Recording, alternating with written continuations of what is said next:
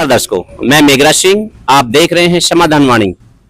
आज हमारे बीच doctor VK Singh वरिष्ठ पत्रकार आए हुए हैं। हमारे दादरी में काफी भ्रष्टाचार के मामले उजागर हो रहे हैं, इनके द्वारा काफी मामलों को उजागर किया जा रहा है। उसी पर चर्चा के लिए आज हम डॉक्टर वीके सिंह जी से करते हैं वार्ता। तो डॉक्टर साहब बताइए, इतना क्या प्रॉब्लम आ रही है दादरी तहसील में? भ्रष्टाचार के नए नए मामले उजागर कर रहे हैं आप, तो क्या मामला है ये? नमस्कार। सबसे पहले मैं समाधान वाणी के दर्शकों को नमस्कार करता हूं और आपका धन्यवाद करता हूं कि आपने मुझे अपने स्टूडियो में आमंत्रित किया। मेघराज जी, तहसील दादरी में जो भी कर्मचारी हैं उनसे मेरी कोई व्यक्तिगत या जातीय दुश्मनी तो है नहीं जी।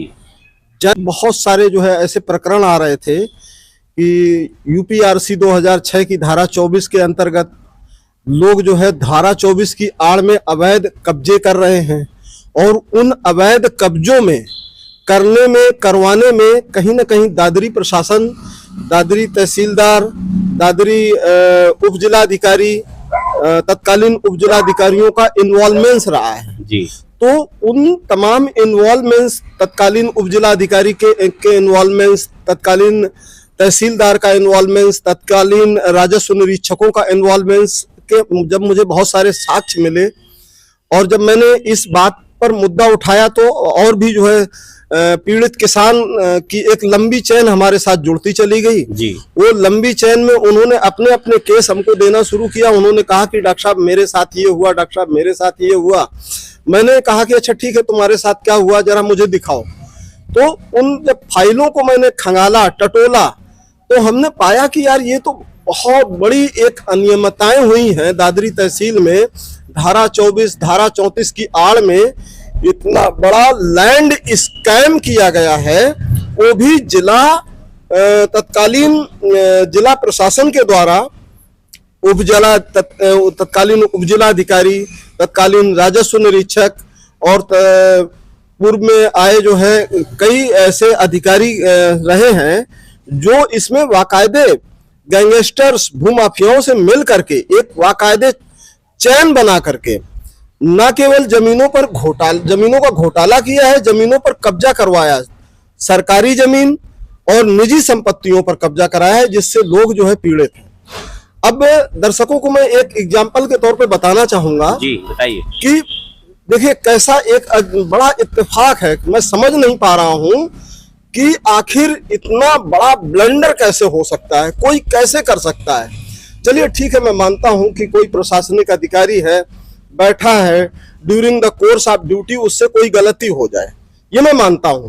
क्योंकि गलती किसी से भी हो सकती है, कहीं भी हो सकती है, क्योंकि कुर्सी पर बैठा व्यक्ति जो है भगवान नहीं है, इंसान है। पब्लिक ड्यूटी परफॉर्म करते समय कुछ गलत हो भी सकता है, लेकिन गलती की भी एक सीमा होती है। यहाँ पर गलती की पूरी सारी सीमाएं, सारी पराकाष्ठाओं को पार कर दिया गया है। आपके जो है चैनल के माध्यम से कुछ ऐसे केसेस, कुछ ऐसे एविडेंस हैं जो मैं रखना चाहूंगा जी। ये जो है दादरी तहसील में चले, मैं आपके चैनल को दिखाना चाहता हूं। 213 ऐसे केसेस हैं धारा 34 के कि जो डाले तो गए हैं, धारा 34 का जो निपटारा होता है, धारा 34 के जो निपटान होते हैं, निस्तारण होता है, वो नायब तहसीलदार के न्यायालय में होता है जी। और नायब तहसीलदार के न्यायालय में ये केस डाले गए हैं, लेकिन इनका निस्तारण जो है, जो आदेश है, अंतिम आदेश, वो तहसीलदार न्यायिक के द्वारा किया गया है या तहसीलदार के द्वारा किया गया है।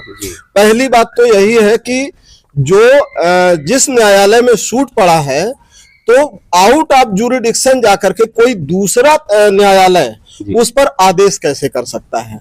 ये जितने की जितने आदेश हैं, 313 के 313 आदेश अनकॉन्स्टिट्यूशनल, बिल्कुल असंवैधानिक और अनियमितताओं को बरतते हुए किए गए हैं। एक पक्ष को लाभ पहुंचाना। अच्छा, इसमें पक्ष कौन है? जिनको लाभ पहुंच रहा है वो ऑलमोस्ट गैंगस्टर्स या भूमाफिया टाइप के लोग हैं, जिनको तत्कालीन जिला प्रशासन, उप जिला अधिकारी और नायब तहसीलदार और ये राजस्व निरीक्षकों ने मिल करके भूमाफियाओं से मिल करके उनको लाभ पहुंचाया तो ये 313 मामले हैं डॉक्टर साहब, ये तो बहुत बड़ा ये मतलब भूमि घोटाला। 313 ये इतना बड़ा स्कैम है कि हजारों एकड़ जमीन होगी इसमें, हजारों एकड़ जमीन।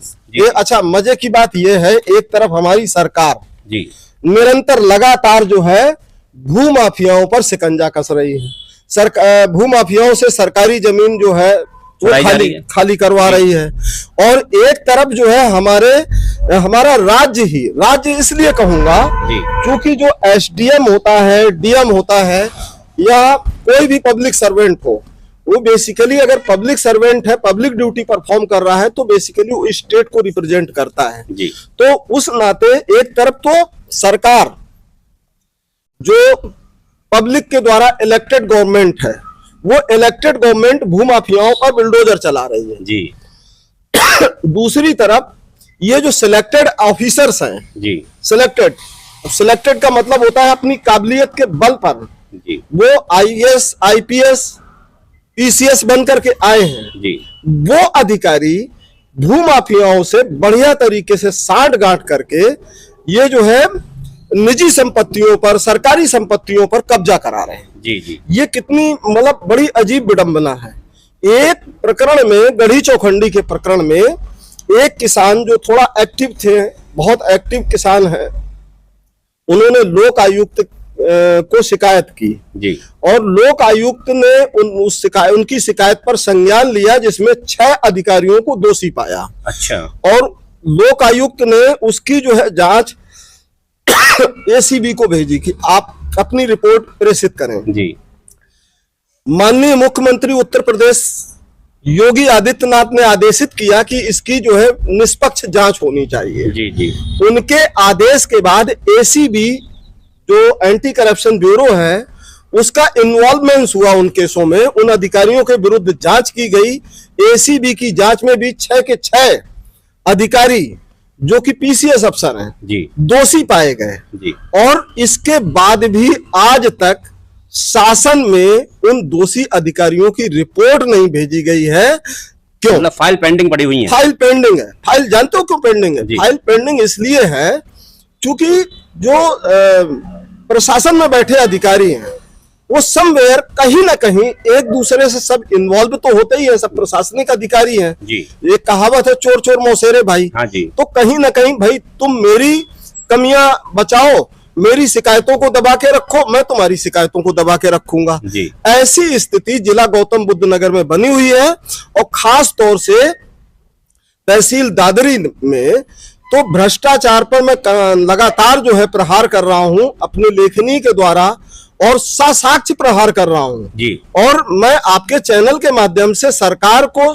शासन को, प्रशासन को चुनौती दे रहा हूं कि जो मैं कह रहा हूं, अगर मेरी वो किसी बात का खंडन कर सकें तो मैं उनका जो है उनके खंडन करने का, मेरे विरुद्ध लिए गए एक्शन का दिल से मैं उनका स्वागत करूंगा कि आए, बैठे और मुझे बताएं कि डॉक्टर साहब आप जो भी बोल रहे हैं, आप जिला प्रशासन को बदनाम करने के लिए बोल रहे हैं, आपके विरुद्ध मानहानि की जाती है, मैं उसका स्वागत करूंगा जी। और वो मेरे लिए गौरव की बात होगी कि आपने कम से कम अपने अधिकारियों के विरुद्ध ना सही, मेरे ही विरुद्ध मामला तो खोला आपने, मोर्चा तो खोला, कम से कम आपने जो है संज्ञान तो लिया। जी। अगर मेरे विरुद्ध ही संज्ञान ले लेते हैं तो कम से कम मामला कोर्ट में तो पहुंचेगा। जी जी। कोर्ट में हम कम से कम बता तो सकते हैं कि ये सब क्या हुआ है। जी।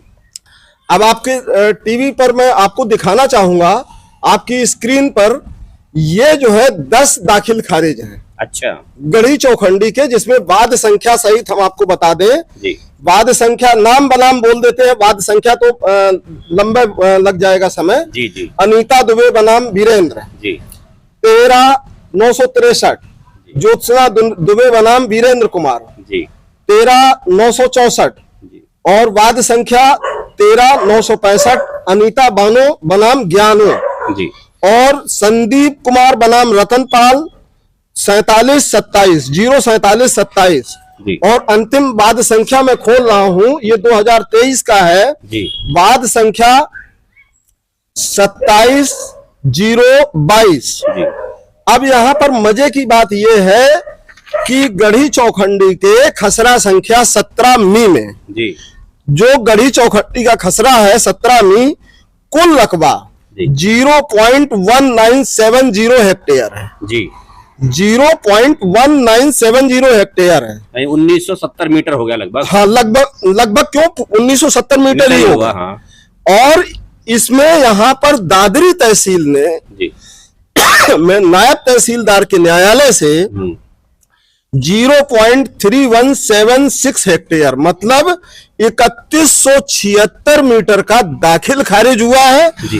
वाद संख्या सहित आपके टीवी मतलब स्क्रीन पर है 1970 मीटर और दाखिल खारिज उससे डबल का कर दिया 3176 मीटर का। 3176 लगभग 1.5 गुने से भी ज्यादा, लगभग 1.5 गुने से ज्यादा। ये तो बड़ा। तो एक बात बताइए कि जब जमीन ही हमारे पास कुल 1970 मीटर है और हम 3176 मीटर का दाखिल खारिज कर रहे हैं, तो ऐसी परिस्थितियों में अगर मैंने ये कहा कि दादरी तहसील में न्यायिक जो उपजिलाधिकारी न्यायिक तहसीलदार न्यायिक या नायब तहसीलदार या तहसीलदार जी। मेरी समझ में नहीं आ रहा है ये खच्चर है क्या?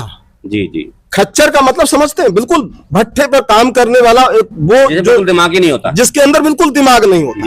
अगर थोड़ा सा भी कॉमन सेंस होता एक नायब तहसीलदार के अंदर या रेवेन्यू इंस्पेक्टर राजस्व निरीक्षक होता है जिसको आर.के. बाबू भी कहते हैं, बड़ी पोस्ट और ये दाखिल खारिज चढ़ाने का काम ऑलमोस्ट उसी की जिम्मेदारी होती है। जी जी।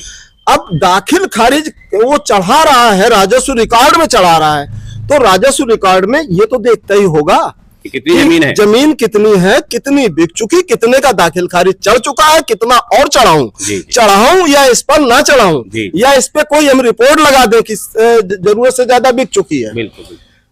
सब रजिस्ट्रार, उपनिबंधक जब दाखिल खारिज करने जाता है तो उसके सामने भी पत्रावली रखी जाती है, या रजिस्ट्री का पेपर जो है रख दिया, आपने जो है सीधे रजिस्ट्री कर दी। चलिए, रजिस्ट्रेशन एक्ट में 1908 का जो रजिस्ट्रेशन एक्ट है उसमें रजिस्ट्रार को तो सीधे ये कह दिया है कोई अधिकार नहीं, वो लीगलिटी चेक नहीं करते हैं। लीगलिटी चेक नहीं करते हैं क्योंकि राइट नहीं, लेकिन फिर भी राइट ना सही एक सामाजिक जिम्मेदारी तो है। जी जी। एक कॉन्स्टिट्यूशनल पोस्ट पर होल्ड तो करते हो, कम से कम ये तो पूछ लो भाई साहब कितनी जमीन है, कितनी बेच चुके हो और कितना बचा हुआ है।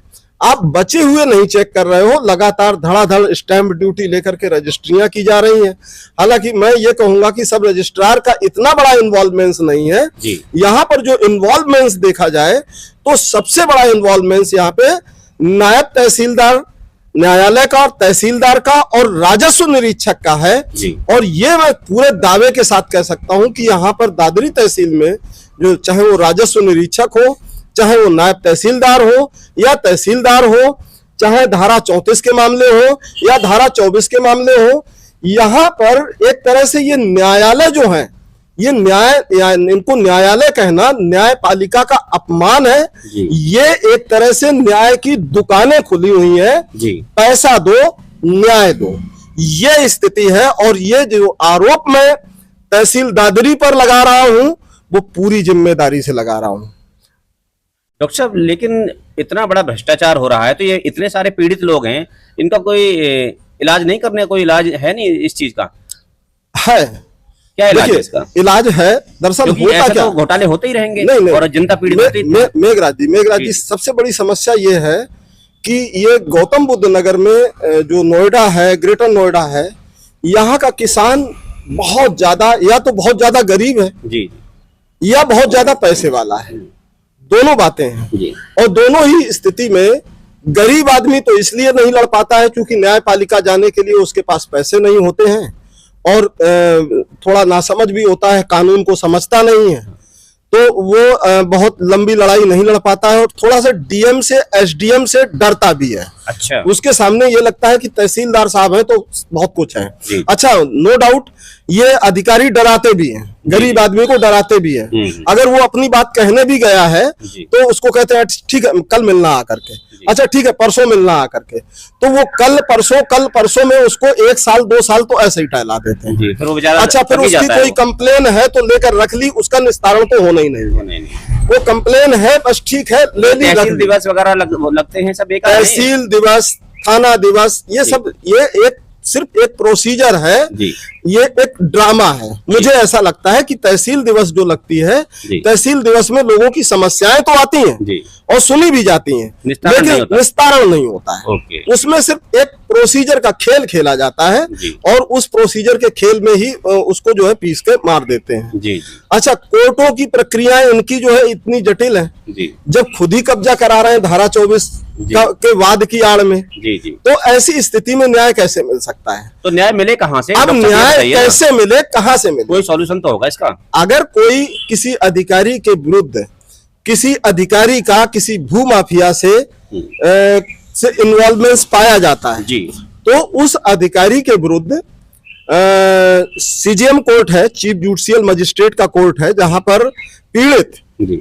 उन अधिकारियों के विरुद्ध सेक्शन 197 सीआरपीसी हुआ करता था। अब बीएनएस में सेक्शन बदल गए हैं, लेकिन ऐसा सुना 210 है है। डॉक्टर साहब, सुना तो ये जाता है कि सरकारी कर्मचारी के खिलाफ कोई एफआईआर दर्ज हो नहीं सकती। नहीं कोई नहीं, ऐसा मुकदमा हो ऐसा नहीं ऐसा सकता। नहीं, ऐसा नहीं। इनको protective है, लोगों को जानकारी नहीं है कानून से जो प्रोटेक्ट जिस सेक्शन के बारे में अभी हमने बताया, सेक्शन 1 जो गवर्नमेंट जो सर्वेंट है, जो पब्लिक सर्वेंट जी है, जी वो प्रोटेक्टेड बाय 197 सीआरपीसी से है। हाँ यही तो। लेकिन वही 197 सीआरपीसी का सब सेक्शन 3 ये कहता है कि यदि कोई public servant during the course of his duty, जी। अपनी ड्यूटी के दौरान कोई इलीगल एक्टिविटी करता है या इलीगल एक्ट में इंडल्ज होता है या शामिल होता है, जी तो उसके विरुद्ध जो है आप अगर एप्लीकेशन देते हैं प्रॉपर चैनल एक सीजीएम कोर्ट में, जी। तो सीजीएम कोर्ट जो है उसका संज्ञान भी लेता है और उसके किए गए अपराध के अनुसार उसे दंड भी देता है। जी। अगर उसने कोई ऐसा अपराध किया है जिसकी सजा 5 साल, 2 साल, 3 साल,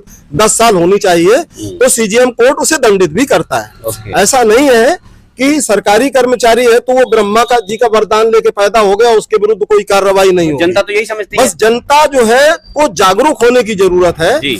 जब कभी उन्हें ऐसा लगता है कि जनता को कि यार मेरे साथ बिल्कुल निराधार गलत हो रहा है, जी। तो वैसी स्थिति में उसे, मुझे लगता है किसी विद्वान अधिवक्ता से मिल करके अपनी बात रखनी चाहिए और बजाय जो है भाषणबाजी करने के, बजाय जो है धरना प्रदर्शन करने के, बजाय जो है नेता नगरी करने के, एक प्रॉपर चैनल से उसे किसी न किसी अधिवक्ता से मिलकर के, अधिवक्ता से राय लेकर के ऐसे अधिकारियों के विरुद्ध एफआईआर भी करवानी चाहिए। ओके। इसके बाद कुछ और आपके अगर सवाल हो जी जी तो आप सवाल पूछ ये सकते है हैं। डॉक्टर साहब, ये बताइए कि अब ये 313 मामले हैं, ये तो बहुत बड़ा स्कैम हो गया। ये तो 313 तो मेरे संज्ञान में आए हैं। हाँ जी ये हो सकता है, अभी भी इस पर मेरी रिसर्च जारी है। जी। जो 313 तो धारा 34 के हैं, 25 मामले मेरे पास धारा 24 और 16 के हैं, जी जिनमें जो है अपनी मन मर्जी से जी 116 कूड़ेबंदी का होता है, अपने हिसाब से जो है कूड़ेबंदी करवा दी। ओके। अब ये सारा खेल होता किसका है? जी। सिर्फ राजस्व निरीक्षकों और पटवारियों का। ओके। भाई पटवारी भी आज की डेट में ये स्थिति हो गई है न्यायालय में कि अकॉर्डिंग टू मनी, जितना जो है पैसा का वजन बढ़ाओगे उसी हिसाब से आपकी रिपोर्ट बनेगी। ओके। ये स्थिति है तहसील दादरी की, और किसी के विरुद्ध किसी की भी कंप्लेन कर दो, कोई फर्क नहीं पड़ता है। इनफैक्ट मैंने खुद एक प्रकरण में संज्ञान लेते हुए उप जिला अधिकारी और जो है तत्कालीन उप जिला अधिकारी मिस्टर आलोक कुमार गुप्ता और भी जो है पीछे जो रहे उप जिला अधिकारी हैं, उनके विरुद्ध बहुत सारी कंप्लेंट्स लोक आयुक्त को, मुख्यमंत्री को और कमिश्नर मेरठ मंडल को की, जिला अधिकारी को की। अब इंटरेस्टिंग बात यह है कि जितनी भी मैंने ये कंप्लेंट्स की हैं, जी वो सारी की सारी कंप्लेनों का निस्तारण, जी मजे देखिए, कंप्लेन है उप जिला अधिकारी के विरुद्ध जी और उनका निस्तारण कौन कर रहा है, ये बड़ी मजे की बात है। जी निस्तारण कर रहा है नायब तहसीलदार जो कि जो है उप जिला अधिकारी का अधीनस्थ कर्मचारी है। ऐसी स्थिति में ये बताइए कि एक उप जिला अधिकारी के विरुद्ध एक तहसीलदार रिपोर्ट लगा सकता है क्या? कैसे लगा? या नायब तहसीलदार लगा सकता है क्या? या जो है और तो और मतलब पटवारी ने भी ऐसे कुछ मामले रहे हैं जिन्होंने उप जिलाधिकारी के विरुद्ध कुछ कंप्लेनों पर पटवारी ने निस्तारण किया है। बताओ, मतलब ये बिल्कुल unconstitutional government of India act 1935 तो अपने चेंबर में बैठकर उसके ही विरुद्ध है, अपने ऑफिस में मतलब बैठा करके लिखवा सारे देता होगा। एक्ट के ही विरुद्ध है, जी। हो ही नहीं सकता है। ऐसा कोई हमें बता दे कौन से ऐसे जुरिडिक्शन में ये चीज लिखी है कि एक उप जिलाधिकारी के विरुद्ध, कौन से ऐसे एक्ट में यह प्रावधान है कि उप जिलाधिकारी के विरुद्ध उसी का अधीनस्थ कर्मचारी, उसी का अधीनस्थ कर्मचारी करेगा या पटवारी करेगा? बताओ। नहीं लिखा है। इवन देन थाने में भी अगर किसी गंभीर मामले में एफआईआर होती है, थाने में भी अगर किसी गंभीर मामले में एफआईआर होती है तो पहले 154 सीआरपीसी में एफआईआर लिखी जाती थी, तो उसके आईपीसी की सुसंगत धाराओं में। जी।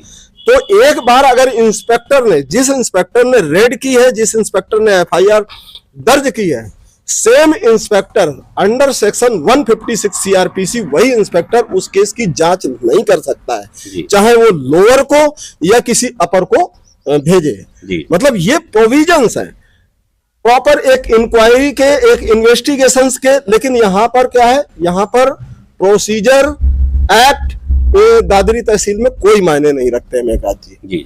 अच्छा डॉक्टर साहब, ये बताइए कि अब आप इनके खिलाफ कुछ कोर्ट में भी गए हैं? जी हाँ। तो उसका भी बताइए, क्या मैटर है वो? मैं एक धारा 24 के प्रकरण को लेकर के मैंने सीजेएम कोर्ट में एप्लीकेशन दी है जी कि धारा 24 में एक प्रकरण हैबतपुर राजस्व ग्राम का खसरा संख्या 329 का धारा 24 का 2020 में गया था जी। तो उसमें जो है तत्कालीन एसडीएम जो थे 2020 में, उन्होंने राजस्व परिषद की संपूर्ण बेंच को पत्र लिख करके यूपीजेडएलआर एक्ट सेक्शन 218 और 41 के प्रोविजनों का हवाला देते हुए कहा कि बिना कब्जे वाली भूमि पर क्या धारा 24 का वाद चला करके व्यक्ति को जो धारा 24 में आया है उसे कब्जा दिलाया जा सकता है या नहीं। मतलब इस बात को स्वीकार भी कर लिया कि सो एंड सो, मतलब विवेक दहिया कब्जे में नहीं है, क्या मैं धारा 24 का वाद चला सकता हूं? और उस एक विधिक राय लेने की आड़ में 2021 में जो व्यक्ति 2020 में कब्जे में नहीं था, राजस्व रेवेन्यू रिपोर्ट के मुताबिक भी और स्वयं कोर्ट के मुताबिक भी और रेवेन्यू इंस्पेक्टर की रिपोर्ट के मुताबिक भी, उसको ड्यूरिंग ट्रायल, एक दौरान वाद, जब वाद चल रहा है सब जुडाइस मैटर में 2021 में उसको कब्जा करा दिया। और जब ये कब्जा करा दिया, ये एक तरह से कृत्य क्या है, ये 441, 442, 443, 447 का अपराध है जी। और ये अपराध किया किसने? ये अपराध तत्कालीन 2020 के एसडीएम ने किया है। भाई क्या होता है कब्जा कराना, मतलब 447 भू माफिया और षड्यंत्र करके, अब पूरी तरह से षड्यंत्र करके करवाया है तो 120 भी बनता है। अच्छा, दूसरी चीज, आपने अपने जो है संवैधानिक पद से ऊपर उठ करके एक पक्ष को लाभ देने की नियत से ये कब्जा कराया है तो आप पर 217, 218 भी बनता है। मैंने उसी सेंक्शन में इनका संज्ञान लेते हुए इन सारी चीजों को, आपराधिक धाराएं हैं, ये सारी आपराधिक धाराएं हैं, उसी में मैंने जो है सीजेएम कोर्ट में एक एप्लीकेशन पीड़ित किसान से दिलवाई है और उस संदर्भ में कुछ अधिकारियों को नोटिस भी हुए हैं। 10 तारीख को उनको जो है कोर्ट में जवाब देना पड़ेगा। 10 तारीख को एविडेंस में जाएंगे, अपना जो है जवाब देंगे, कोर्ट उनसे पूछेगा, उस कोर्ट में अपना जवाब दे और कोर्ट में हमारा जो पीड़ित है किसान है वो भी अपना जवाब दे लेगा। जी जी, तो बहुत बड़ी बात है कि अधिकारी कोर्ट में उपस्थित होंगे जवाब देने के लिए। बड़ी बात नहीं है, देखिए न्यायालय है, न्यायालय तो शंकर जी का मंदिर है, वहां तो सभी आ सकते हैं, उसको कोई बड़ी बात नहीं है। लेकिन अगर पीड़ित सही है तो वो भी, उसका भी देखा जाएगा, अधिकारी सही है, वो अपने पक्ष, अपना पक्ष रखने का मौका तो दिया ही जा रहा है, मौका दे रहे हैं। न्यायालय ऐसे ही तो किसी को सजा मेरे कहने से नहीं दे देगा। फिर भी डॉक्टर साहब, अधिकारियों के विरुद्ध तो पब्लिक बेचारी जाती नहीं है, नहीं जाती है, वो एक अलग बात है। फिर भी मैं पब्लिक को या आम जनता को या क्षेत्र के किसानों को ये जरूर कहना चाहूंगा कि अगर उनके साथ इस तरह का कुछ भी हुआ है और गलत हो रहा है, उन्हें लगता है कि अधिकारी उनके साथ गलत कर रहे हैं या पब्लिक ड्यूटी परफॉर्म नहीं कर रहे हैं, तो उन्हें किसी अच्छे विद्वान अधिवक्ता से मिलना चाहिए और विद्वान अधिवक्ताओं की राय में जाकर के वो कोर्ट का दरवाजा खटखटाएं, न्याय जरूर मिलेगा। ऐसा नहीं है, और उससे निराश ना हो कि न्याय नहीं मिलेगा। अधिकारी कोई भगवान नहीं है, वो पब्लिक सर्वेंट हैं। Public servant in the sense जनता के सेवक हैं। लोक सेवक अगर गलती करते हैं तो लोक सेवकों के विरुद्ध भी कार्रवाई होती है, और यही प्रोसीजर एस्टेब्लिश्ड बाय लॉ जो हमारे देश की न्यायपालिका है, ये न्यायपालिका ही उन्हें दंड देने का काम करती है। जी, बहुत बहुत धन्यवाद।